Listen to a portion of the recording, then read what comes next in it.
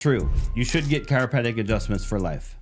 But we don't pressure you into coming in, 362 times in the next 2 years. I often compare the human body to a car in which this provides transportation. We get from one destination to the other. And there's no argument you have to provide maintenance on your car if you want it to last for a long time. Yet you will own 5, 6, 7, even 10 cars in your lifetime. You get one spine here, 24 movable vertebra that have to last about 100 years.